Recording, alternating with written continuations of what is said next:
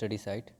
तो आज हम देखेंगे रीडिंग कंप्रहेंसन को हम कैसे सॉल्व करें। तो देखिए, रीडिंग कंप्रहेंसन को सॉल्व करने से पहले हमें एक बार उस पूरे पैसेज को पढ़ने होते हैं और इन कुछ ट्रिक्स को हमें अप्लाई करनी चाहिए उसमें। सबसे पहले हमें क्या करना चाहिए? Emphasize on the main idea of the passage. Passage का जो मेन आइडिया है, पैसेज के अंदर जो मेन बातें की जा रही है, बस हमें उस पर ही जोर देना है। हमें उस बात को ही अपने ध्यान में रखना है कि जो बातें पैसेज में कही गई हो। Understand the overall flow of the text. Text किस दिशा में जा रहा है, मतलब कि जो पैसेज के अंदर में जो दिया गया है इन्फॉर्मेशन, वो इन्फॉर्मेशन किस तरह से जा रहा है, हमें इस पर ध्यान देने होंगे। तीसरा, read one time passage then question again passage. ये सबसे बेहतरीन तरीका है कि पहले आप एक बार पैसेज को पढ़ ले, फिर उसके बाद क्वेश्चन पढ़े, और फिर उसके बाद एक बार पैसेज पढ़े, और फिर तब क्वेश्चन सॉल्व करना स्टार्ट कर दे। क्योंकि अब के जो पैसेज आने वाले हैं उसमें प्रत्येक पैराग्राफ से एक एक क्वेश्चन पूछा जाएगा। ये नहीं कि पहला का क्वेश्चन आपको 5वें पैराग्राफ में मिलेगा, ऐसा नहीं है। पहला क्वेश्चन पहले पैराग्राफ में ही मिलेगा, इसलिए ढूंढना आसान होगा। और ढूंढना ही नहीं है, बल्कि कुछ अपने मन से भी कुछ वर्ड्स को बनाकर उसमें डालने होते हैं। वोकैबुलरी तो इसमें आने वाले नहीं है।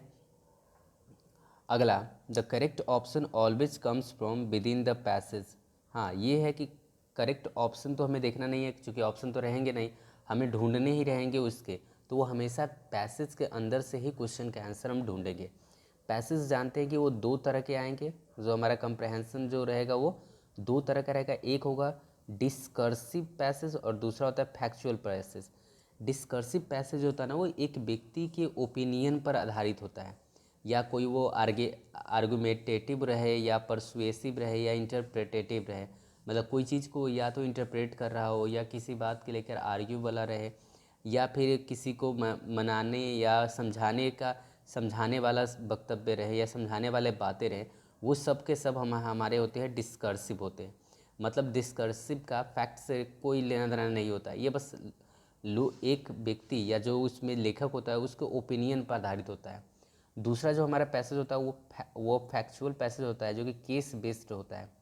ये पूरी तरह से एक सब्जेक्ट पर आधारित होता है, जो कि क्लियर होता है, स्ट्रेट फॉरवर्ड होता है, and direct manner focused completely on detail on fact. मतलब पूरी तरह से ये फैक्ट पर आधारित होता है, तो इसलिए हम इसे फैक्चुअल पैसेज कहते हैं। देखिए, फैक्चुअल पैसेज को सॉल्व करना बहुत आसान होता है, क्योंकि ये ज़्यादातर फैक्ट पर आधारित होते हैं और फैक्ट को पैसेज के अंदर से ढूंढ निकालना आसान होता है।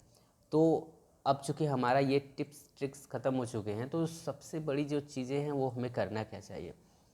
हमें करना क्या चाहिए? कम से कम 10 पैसेज सॉल्व करनी चाहिए, और ऐसे बनाएं जो ऑलरेडी सॉल्व्ड पैसेज हो, जिसमें क्वेश्चन का आंसर भी दिया गया हो। आप सबसे पहले ट्राई करें 10 पैसेज को, एक बार में ही 10 पैसेज को ट्राई करें। और इसके तरीका एक है कि पहला पैसेज सॉल्व करें। सॉल्व करने के बाद उसके क्वेश्चन आंसर को अपने क्वेश्चन आंसर से मिलाएं, और मिलाने के बाद फिर जस्ट दूसरा पैसेज सॉल्व करें, फिर क्वेश्चन आंसर मिलाएं, तीसरा पैसेज सॉल्व करें, क्वेश्चन आंसर मिलाएं।